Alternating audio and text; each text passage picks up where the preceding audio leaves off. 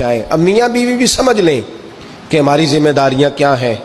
مسند امام احمد بن حنبل میں حضرت ابو درداء رضی اللہ تعالیٰ عنہ سے حدیث مروی ہے، نبی کریم صلی اللہ علیہ وسلم کی بارگاہ میں ایک خاتون نے آ کے عرض کیا، یا رسول اللہ صلی اللہ علیہ وسلم مجھے بتلائیے خاوند کا حق کیا ہے۔ یہ جو حدیث سنانے لگا ہوں نا، یہ بیٹی کو سنانی ہے، جا کے یہ ٹیلی فون کر کے بہن کو سنانی ہے،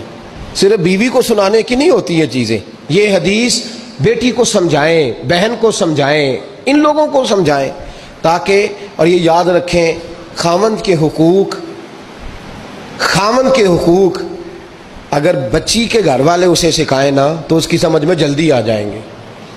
اور بیوی کے حقوق اگر خاوند کے گھر والے اس کو سمجھائیں تو اس کی سمجھ میں بات جلدی آئے گی۔ وہ خیر خواہ سمجھتے ہیں اپنے رشتہ داروں۔ یہ والی حدیثیں ان لوگوں کو سنانی چاہیے جن لوگوں کا بچہ ہے یا بچی ہے۔ متعلقہ آدمی حقوق بیان کرے۔ جب متبادل چیز کسی کے سامنے آتی ہے تو وہ کئی دفعہ سمجھتے ہیں کہ خلوص اس میں پورا نہیں پایا جاتا۔ حضرت ابو درداء رضی اللہ تعالیٰ عنہ فرماتے ہیں، ایک خاتون حضور کی بارگاہ میں آئی،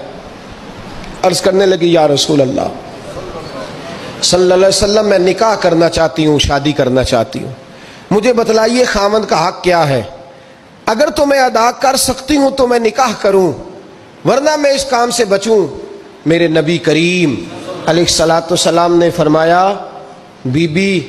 اگر خاوند کے ناک سے رینٹھ نکلے، ریشہ نکلے، پیپ بہے اس کی ناک سے، اور بی بی اپنی زبان سے وہ صاف کر دے تو پھر بھی اس کا حق ادا نہیں ہوتا۔ حضرت ابو درداء کہتے ہیں، آنکھ کھول کے اس عورت نے دیکھا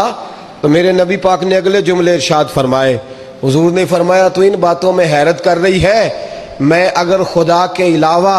کسی کو سجدے کا حکم دیتا تو میں عورت کو کہتا اپنے خاوند کو سجدہ کرے، میں اس کو کہتا یہ کام کرے۔ میرے رسول کریم علیہ السلام نے حقوق کا تعین فرمایا، اور نبی کریم صلی اللہ علیہ وسلم نے فرمایا، جو عورت اس حال میں مر گئی، اس حال میں دنیا سے گئی کہ اس کا خاوند اس سے راضی تھا، اس کا شوہر اس سے راضی تھا، اس کا گھر والا اس سے مطمئن تھا، تو میرے نبی پاک فرماتے ہیں جب دنیا سے جائے گی تو رب کریم جنت کا دروازہ کھول کے فوراً ہی جنت میں داخل فرما دے گا، اس کو بغیر روک ٹوک جنت دے دی جائے گی۔ شرط یہ ہے کہ وہ جب دنیا سے جائے تو اس حال میں جائے کہ اس کا خاوند اس سے شکوے نہ کرتی پھرے، شکایتیں نہ کرتی پھرے، شکایتیں نہ کرے۔ ہمارے زمانے میں شکایتیں ہوتی ہیں، اور عورتیں اس بات کو سمجھتی نہیں کہ